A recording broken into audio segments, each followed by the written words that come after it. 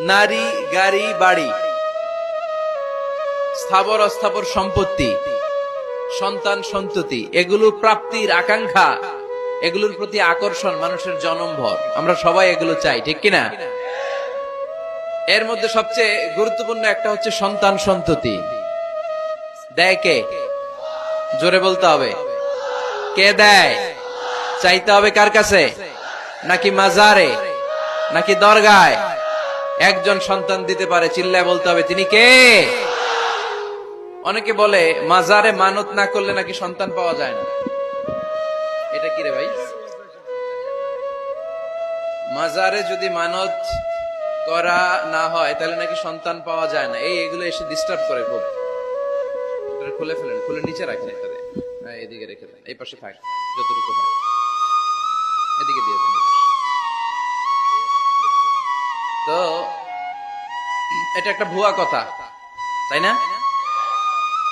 মাজারে আর একটু উপরে উঠাইতে হবে। মাজারে মানত না করলে সন্তান যদি না হইতো, বাচ্চা যদি না হয়, গরুর যে বাচ্চা হয়, গরু কোন মাজারে মানত করছে বলেন? মাজারের বিরুদ্ধে আমাদের অবস্থান নয়। মাজার হচ্ছে মাকানু জিয়ারা, যেখানে মানুষ জিয়ারত করে, ভিজিটিং প্লেস। আসলে শব্দটা হবে মাকবার, মানে কবর। কারো কবরে যাওয়া, জিয়ারত করা, এটা সুন্নাহ। কবর দেখলে আমরা সালাম দেই, ঠিক কিনা? এটা সুন্নাহ। তবে কবরে শুয়ে থাকা ব্যক্তির কাছে চাওয়া যায় না। চাওয়া যায়? ইদা সাআলতা ফাসআলিল্লাহ, যখন চাইবে কার কাছে চাইবে? ওয়া ইদা ইসতাআনতা ফাসতাইন বিল্লাহ, সাহায্যের হাত যদি পাতো কার কাছে পাতবো? ওনার ভান্ডারে কমতি আছে, ঘাটতি আছে? আমাদের যার যা লাগবে সবও যদি উনি দিয়ে দেয়, ওনার কমতি পড়বে নাকি? সুবহানাল্লাহ পড়েন। এজন্য মাজারে মানত না করলে সন্তান পাওয়া যায় না, এটা ভুয়া কথা, তাই না? তাহলে ছাগলের বাচ্চা হয় কেমনে?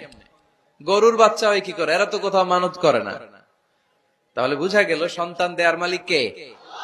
এটা অনেক বড় নেয়ামত। আমরা অনেক সময় বুঝি না, আমরা অনেক সময় খেয়াল করি না। এটা অনেক বড় নেয়ামত। যার সন্তান নাই সে জানে সন্তান না থাকার কি জ্বালা। এরকম নিঃসন্তান কিছু ভাইয়েরা আমাদের এলাকায় আছে না নাই? আছে। তারাই জানে কি জ্বালা। তো এই সন্তানকে কোরআন কোথাও বলেছে জিনা, সৌন্দর্য, কোথাও কি বলেছে? উত্তর দিতে হবে। কোথাও কি বলেছে? জিনা। আল মাল ওয়াল বানুনা জিনাতুল হায়াতিদ দুনিয়া। সন্তান আর সম্পদ এটা দুনিয়ার জীবনের সৌন্দর্য। ছোট ছেলে মেয়েরা, সোনামণিরা না থাকলে পৃথিবীতে কোনো সৌন্দর্য থাকতো? স্বামী স্ত্রীর ভালো